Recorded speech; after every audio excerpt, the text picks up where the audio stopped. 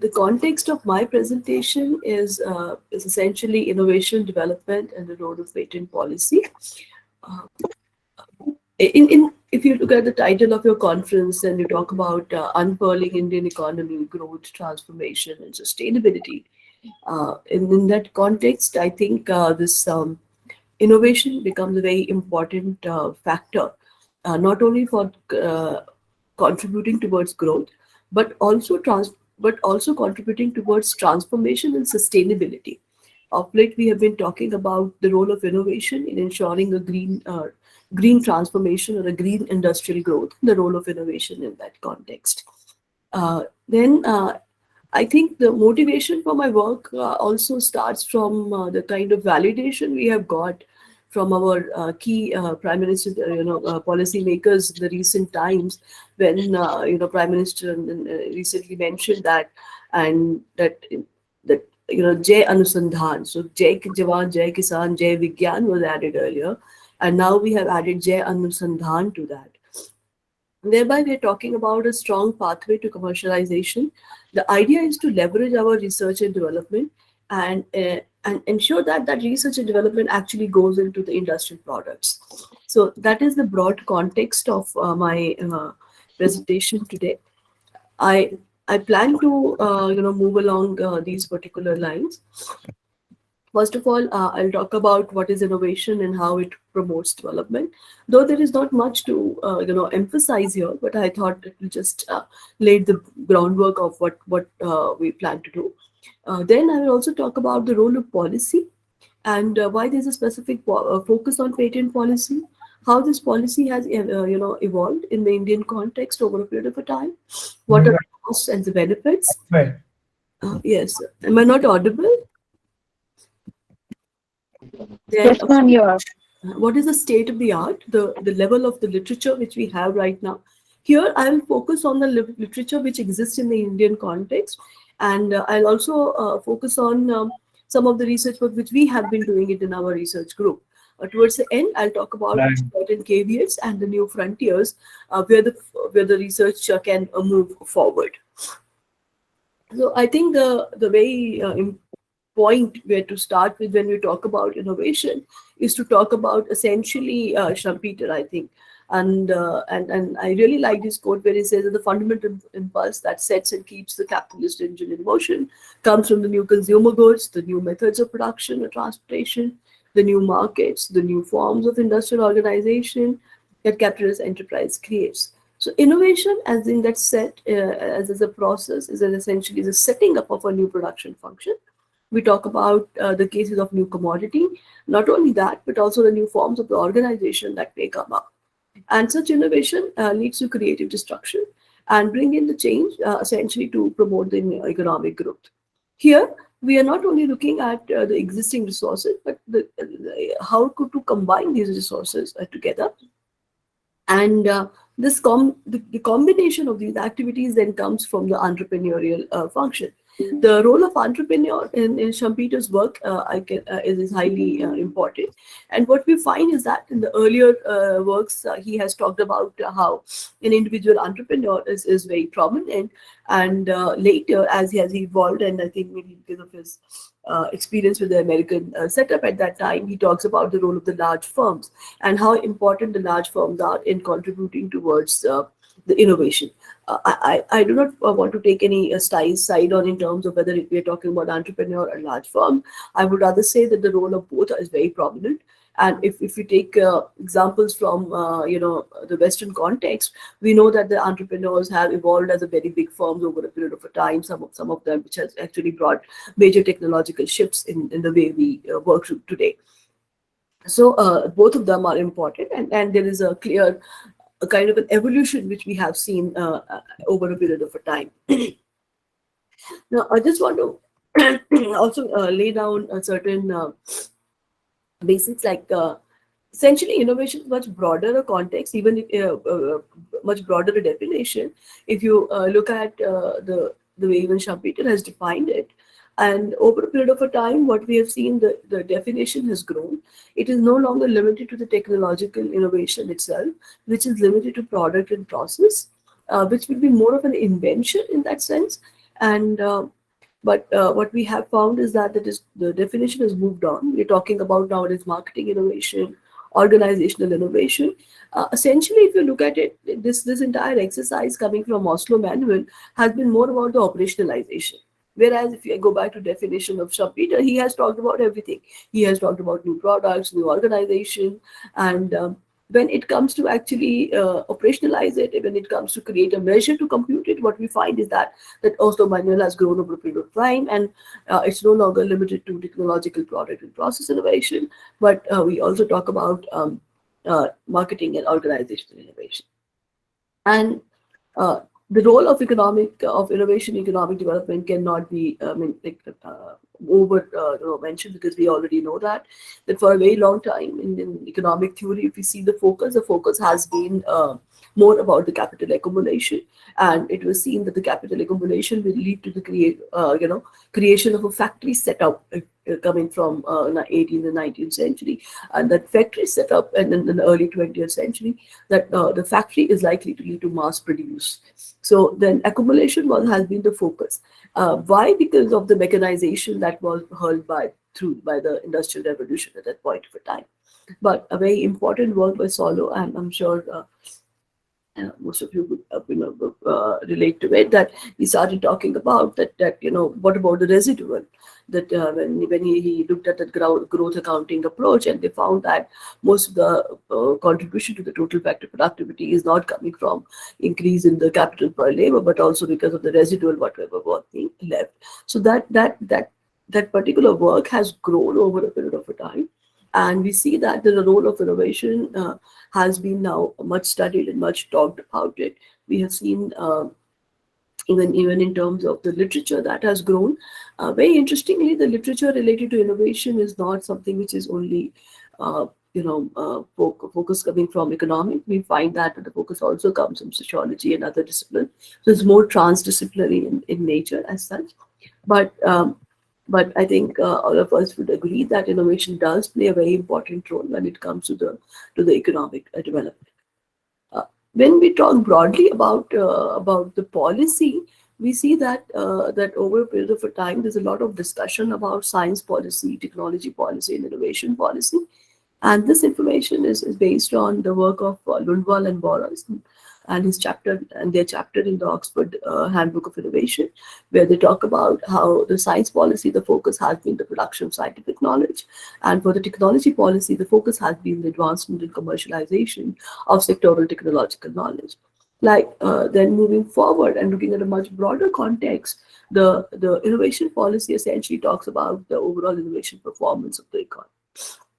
Now, this kind of a classification, they've talked about in their work because of the very specific instruments that are there in science, technology, and innovation policy. Clearly, when you look at the innovation policy, there might be many instruments, whereas when we are restricting ourselves to science policy, the number of the instruments which are available will be rather limited. So in India also, we have a long history of science, technology, innovation policy, starting from our major statement in 1958 and 83. And in the recent time, we have seen a science, technology, and innovation policy. So science and technology policy and innovation have been added to it in 2013. And then broadly talking about it, we have, if I talk about very focused manner, there are R&D sports support schemes and tax holidays, and we will talk about it. Then we're talking broadly about the innovation policy. There are two ways to see it. One is a very narrow conceptualization, another can be a very broad conceptualization. The narrow one would be something which is limited to, what would incentivize research and development by maybe say a private sector, or what will motivates people to do more inventions and or be more entrepreneurial, or maybe so the focus in that case will become very patent policy oriented, R&D tax credit, tax holiday, etc.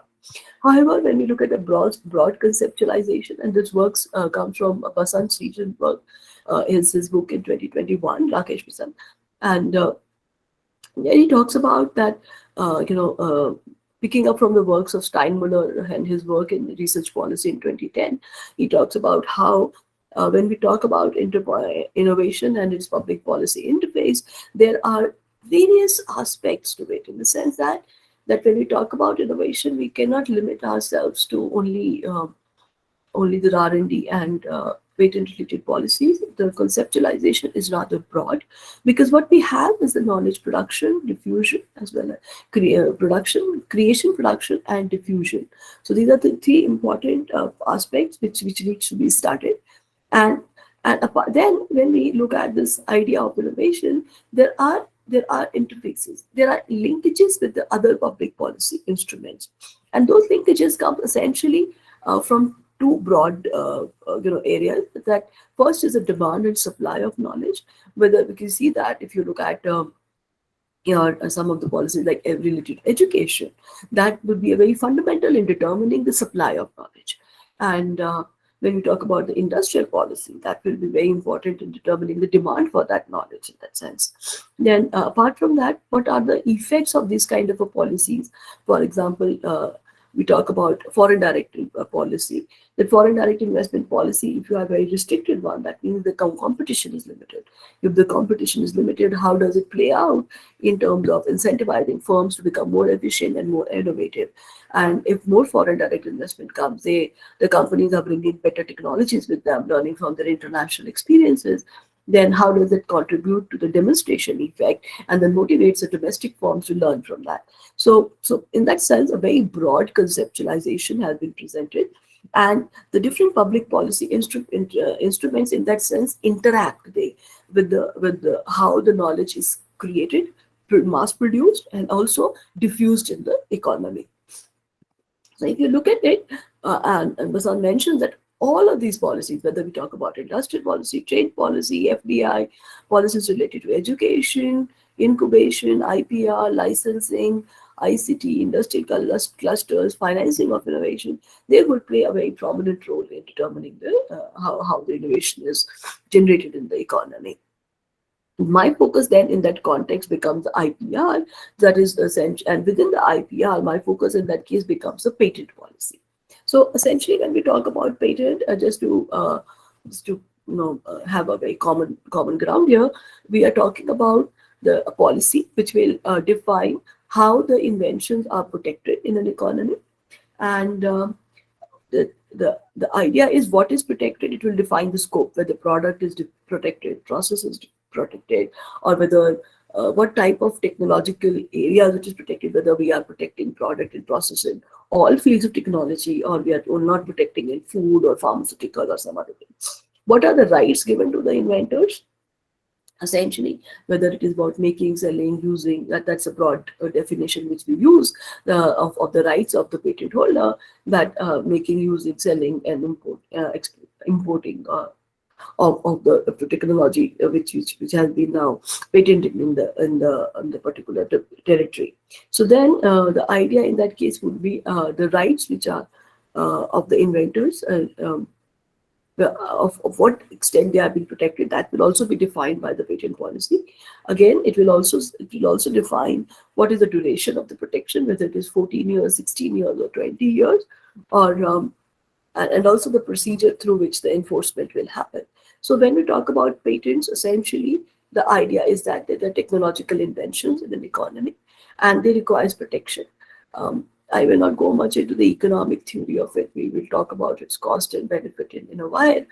And the idea there is that it, coming from the concept of the public knowledge, in order to ensure that imitations are limited, and as a result, the inventors are incentivized to undertake more and more of research and development, we find that there is an economic rationale for the patent policy. And there are its critique, so we'll talk about that. And so this is broadly, we are talking about the policy as such.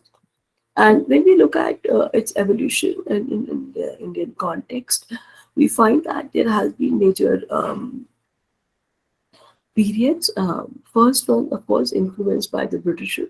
So the history of the patent goes back to the 15th century, and after that, when the you see that the code was written for Venetian, and the major developments happened in the Britain regarding the the protection which was being granted, the letters, the open letters which were being granted to protect the inventors. So clearly, giving a British colony, we also have a history which is aligned with the colonizers. So initially, there was an act which was passed in 1852, but since it was before the Sepoy Mutiny and it was not, approved by the British Crown, so it was repealed. And in 1857, later another act came into picture. Then that policy also evolved, whether it is protecting the inventions, or whether a position of a controller general was created and license to write. So that policy has evolved over a period of a time, which was more or less in alignment with whatever was happening in terms of the British. That happened until 1947. So that you can say more British influenced or a colonial influenced policy which we had. After that, we see that certain two major amendments happened in, in the patent policy. We focus more on the one of those. So the policy, again, if you look at it, there was one initial one committee which was formulated. The idea was that the policy has to now align with the economic and the social realities of the country. And the political climate in the country was also different. The struggles which we had as an economy were very different. They were related to poverty, they were related to access and availability of the healthcare, for medicine as such. So in view of that, how do you formulate a policy so that it feeds into the growth process which we are looking at? Now, here I would like to highlight that when we look at the evolution of patent policy internationally also, we find that there are evidence that even countries like Germany and Switzerland, they have used the patent policy as a tool to align with its industrial growth, development, and then industrial goals. So, for instance, like when it came to protection for the Switzerland, they were more protected about their Swiss watches, and as compared to Germans who were doing very well in the dyes and the chemical sector as such, they were protecting more of them, but were more relaxed about the other areas. So this entire idea of that that patent policy should not be, or it should be only as harmonized across all the country. I think it's something very modern. Over a period of a time, we have seen that there is a historical background where we find that the countries have used this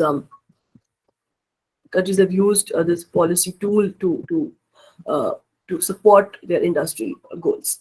So I think in that context, we have seen that a major amendment happened in our patent policy also. And that major amendment was, actually started with Iyengar's report. And as I said earlier, poverty and availability and accessibility to medicines was a very important concern. So what we did, we stopped. One of the major change which was done in that context was only asking for a process innovation, process patent in pharmaceutical and food right areas. The idea was that when it comes to medicines, and again availability and the cheap accessibility to these medicines are very important. So in that context, we had this major change whereby the process innovations were only protected, particularly in the pharmaceutical sector. Clearly, once WTO came into picture, then we all of us know that India, being a founding member of the World Trade Organization, we have to then comply with the TRIPS agreement, which was trade-related intellectual property right agreement. The introduction of TRIPS in WTO itself was much debated, and we find that the countries like Brazil, India, Indonesia, they had put up a very brave front in terms of resisting the changes related to TRIPS. One of the key arguments that they had during the negotiation was that intellectual property rights do not belong to WTO; they actually belong to something else, and that was the World Intellectual Property Organization. But the developments in 60s and 70s, particularly internationally, has shown that there has been quite an increase in the IP sensitive products, particularly coming from countries like Japan, South Korea, and Taiwan, and imitations of those products. And as a result, the Western countries they wanted to protect their intellectual property, and that kind of also led to certain kind of you can say pressures also were being used in different sense. And ultimately, the result was that TRIPS agreement was a part of the WTO, and that would mean that most of the developing countries, they would have to comply with its requirement. And if you look at its requirement, most of the things are related to duration and what, like I said earlier, the scope of it. So what could be covered?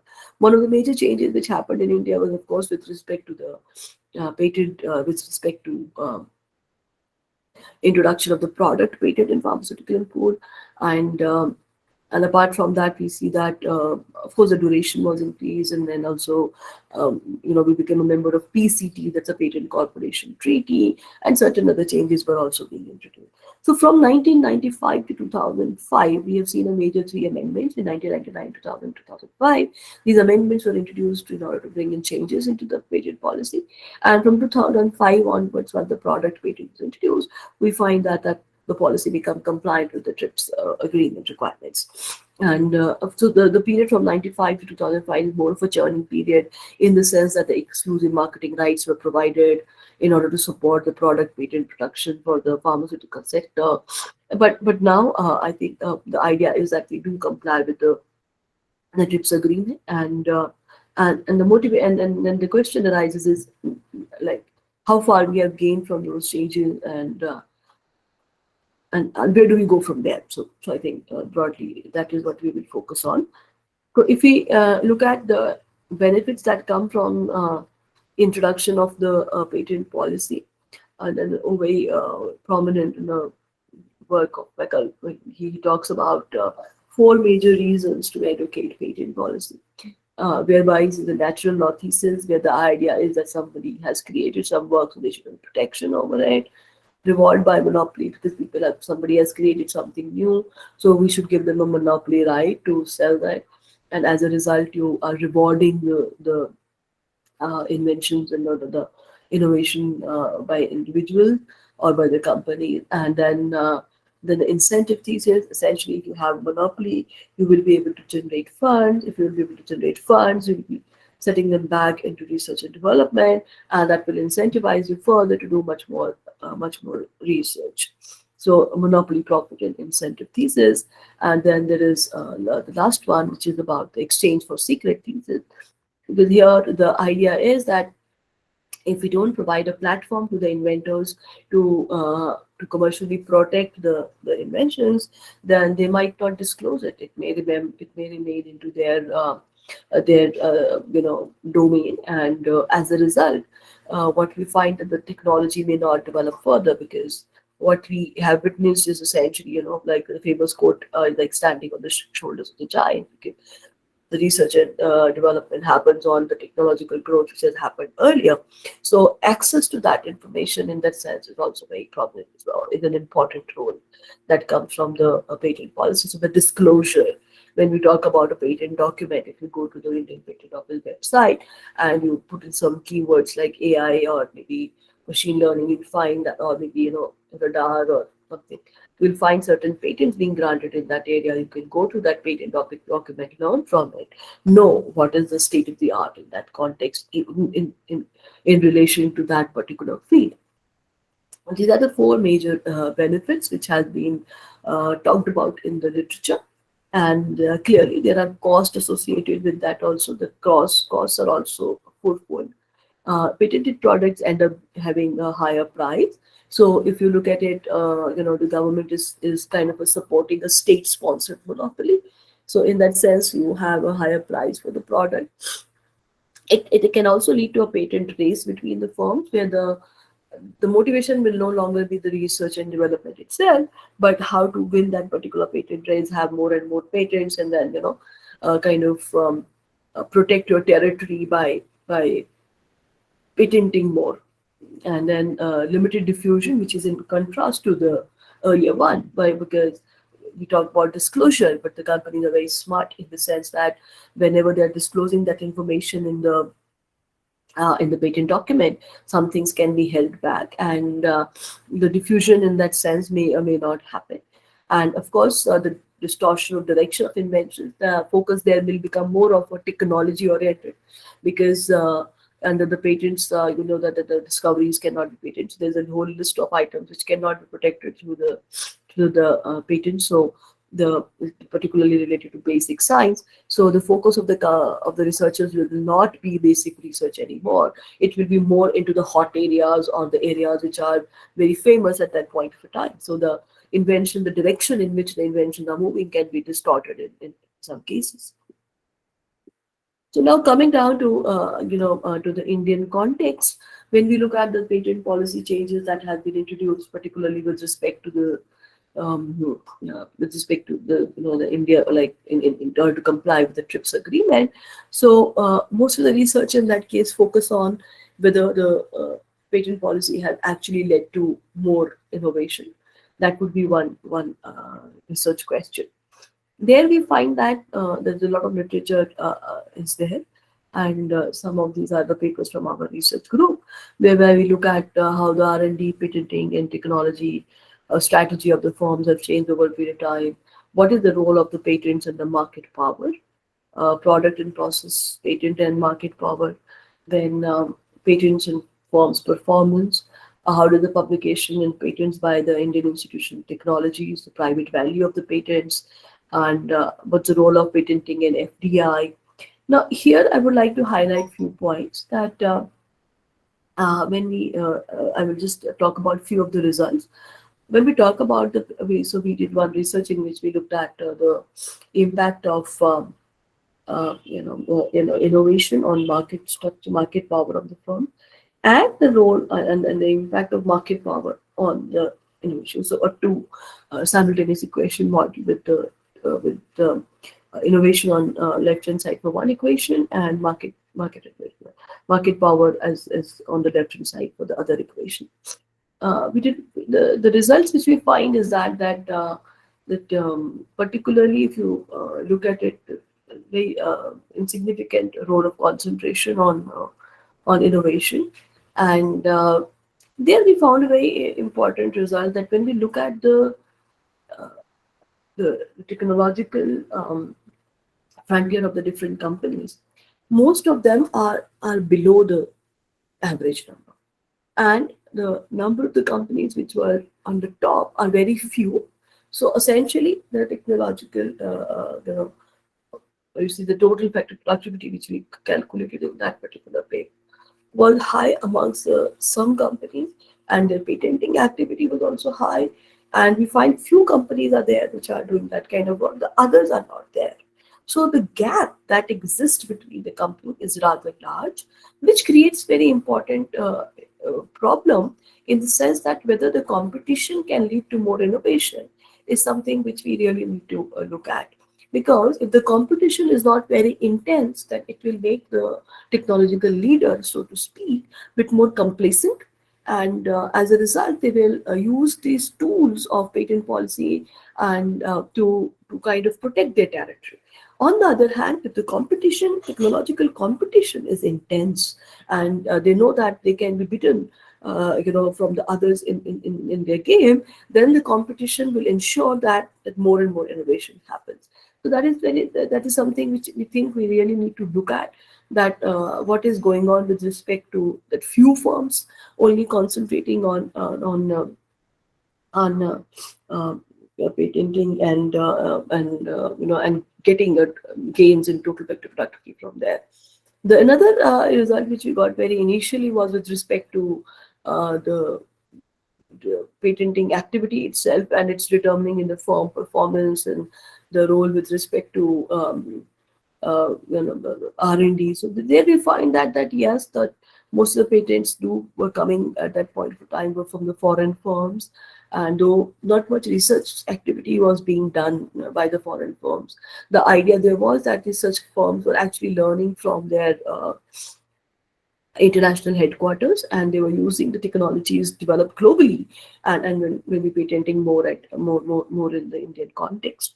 In a recent work also, we have looked at wholly owned subsidiaries, around 1,600 wholly owned subsidiaries of the multinational enterprises, and looked at their patenting activity. So we find that very few, so to speak, only 40 out of those are the companies which are essentially uh, you know, have the patents which are being actually being, having a priority in India, has involves inventors from India, and also, assigned to India. That would mean that most probably the innovation is located within India.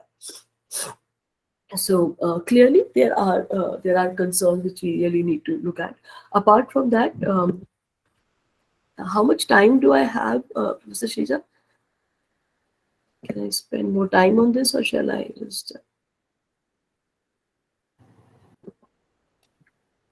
Ma'am, you can take 10 more minutes, ma'am. You can speak up to 11, for 40. So then we also looked at, so the idea is that once you have the property rights related to invention being appropriately defined, it will lead to, or it will facilitate the transfer the of the technology amongst the firm. The market for technology would be facilitated, and to a very large extent will be created to begin with in the developing country, with the with the clearly defined property rights related to patents. And once that boundaries has been set and been appropriately defined, the transfers will be facilitated, and in the process, the domestic companies will learn from the international markets. They can license those technologies, can pay the royalty, or the amounts in to that, and will be able to develop technological capabilities within their own context. Here we have also looked at within the Indian context, the whether the licensing increased and or not. We did not find very encouraging results there. So what is the common results among all of them is that the patents and the policies impact on innovation as well as on technology transfer is very industry specific. It is very specific to industries of pharmaceutical, chemical, or to maybe an extent to the electrical, but there you may find certain positive results. But for the other industries, the results were not very encouraging. Then we looked at the patent citations. So in that work, what we did, we looked at that the Indian firms. Now the idea is that since after TRIPS agreement, we have this situation whereby foreign companies can take patents in our country, and the process has been facilitated because of the so-called harmonization of the policy. Whether the companies are learning from that or not. So we took a sample of, first we look at all the Indian companies which were patenting at USPTO. And there, I would like to say that it's not only the Indian companies, in the, so to speak, but also the foreign companies working in India. So you may have a companies like, Samsung India that might also be patenting it. So we looked at data from both the companies. So we call them the domestic Indian and foreign Indian, just to, kind of use a better terminology. So we looked at those companies, and we saw that who is citing whom. In that case, we found a very counterintuitive result, which we found that most of the citations are happening from between the foreign firms. So if you have a foreign, maybe like a BMW India, or maybe so these names I'm just giving for example, or a Ford India. So they are citing each other. Whereas these foreign companies, though the ratio was very small, they were citing more of the Indian companies. So the idea in that case was that, so why is it happening? There can be two reasons for that.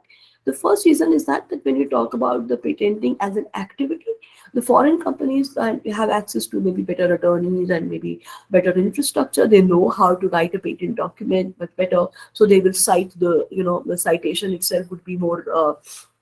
To avoid any kind of questions from the examiner, so they might be citing that's one. The other is that when it comes to technology, they would be the application of the technology in the domestic context requires learning from the Indian firms, that how do you do that, whether it is about sourcing the raw material, or whether it is about the working of particular technology, different temperature levels, etc. So those learnings happen from the domestic companies, and from like foreign companies learn from the domestic companies about the working of the technology in the domestic context. So as if now we found that has been more of the case. But I think this particular area requires bit more work in that sense, because though we got more than 2 lakh amount of citations which were there, we could only study a sample of it, around 30-40,000, and do that. But we want to extend that work and be able to study the entire population, and then see where the results are going in that context. Another important result which we found, that so we use the concept of a family patent. The family patent idea was that suppose a patent has been taken in India, whether the similar patent has been taken in America or something. So when we're looking at a US PTO, so the patent has been taken at US PTO, whether it has been taken in India or not, and whether the such patents which has been taken in India, they are being cited more or not. Because so again, once the argument comes from the very objective of the TRIPS agreement, that it will lead to technology transfer. So if it lead to technology transfer, then the patents which are taken in, which has been applied for and been granted in India, then the probability of their citation is higher as compared to the citation of the patents which are not taken in India. And there also we did not find very encouraging results. So clearly, this area requires a lot more research work. Not only that, it also requires bringing in more awareness from the policymakers' point of view, to tell whether it is small, medium, large companies are more or less are very well versed with the patenting process as such. But when it comes to medium companies, small companies, the how to use the patent literature itself to know about the technology. I think that is a very important challenge which we have, and if we can tell our companies on how to do that, that can be an important contribution to their technological capability building. So then again, the other work which we have looked at is the determinants of impact of foreign patenting. So there we've looked at what are the factors which contributes to the foreign patenting within our context. So this is a cross-country sample. So the technological gap we studied, and we find that yes, there's a role which plays a technological gap plays a role in terms of determining about the patents which has been taken by non-residents in the country. So when I talk about the caveats, we see that the role of patent in incentivizing innovation is much debated.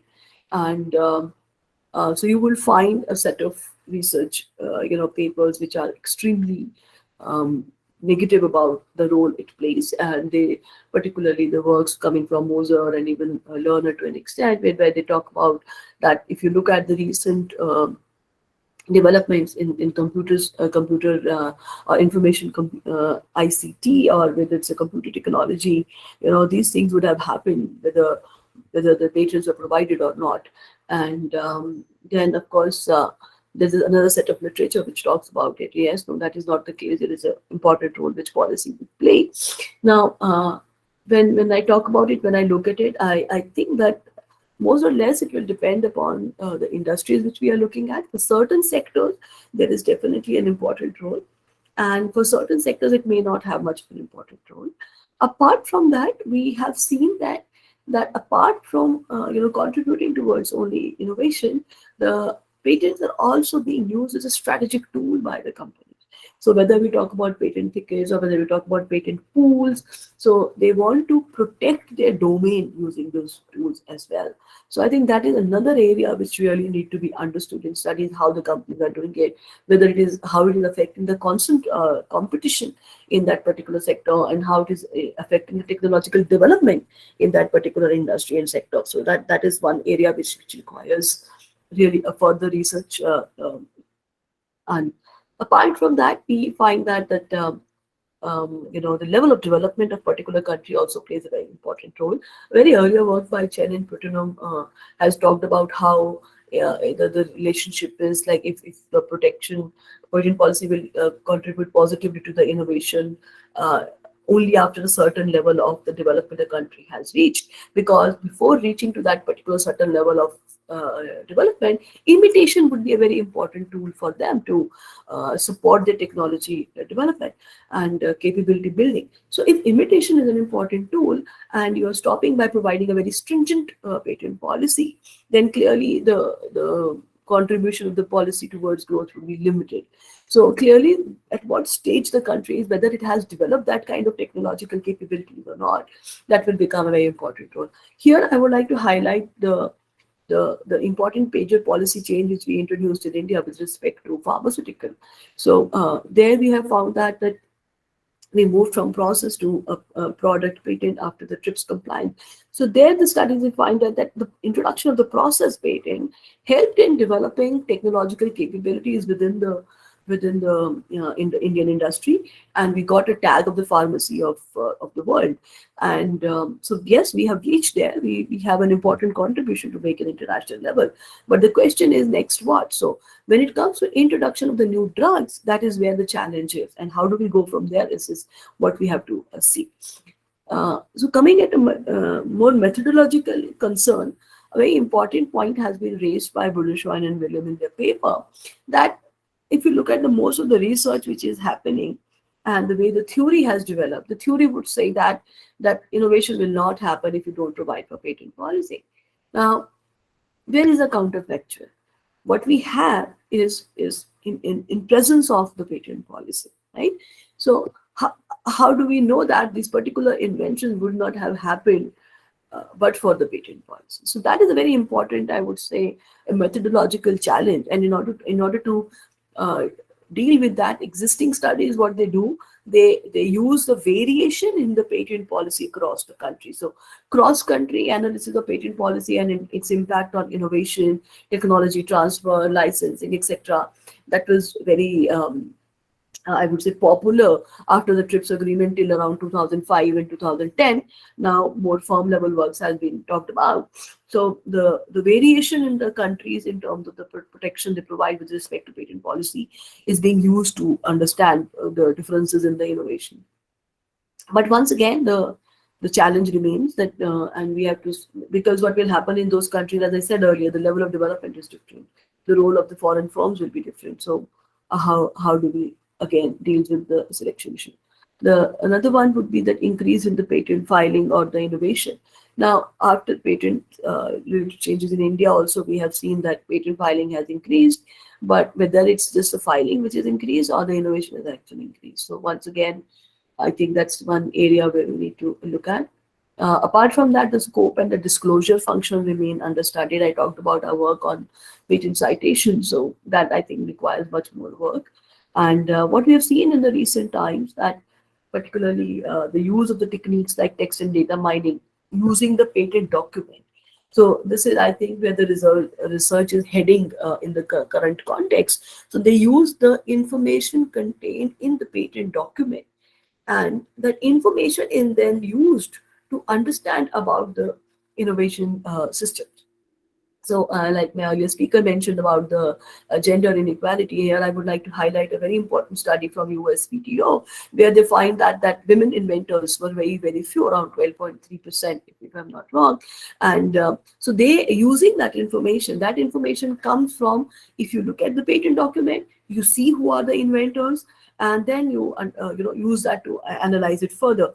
So then they have now creating specific policies which will support women inventors, and very interesting results can be seen in using this kind of information from the patent document itself. And a lot of research is going on in the international context in that particular field.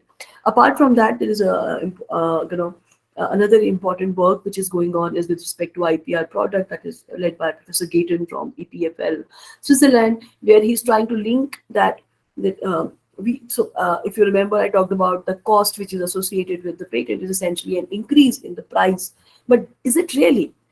What about the role of competition? So they are looking at the products which has certain kind of patent in it, and then comparing the prices maybe at an Amazon or some other e-commerce platform, and seeing that whether the patented products enjoy a higher margin. So linking the patent and the product becomes very, very important, because otherwise we will not know whether the monopoly has been actually enjoyed by the person who has patented or not.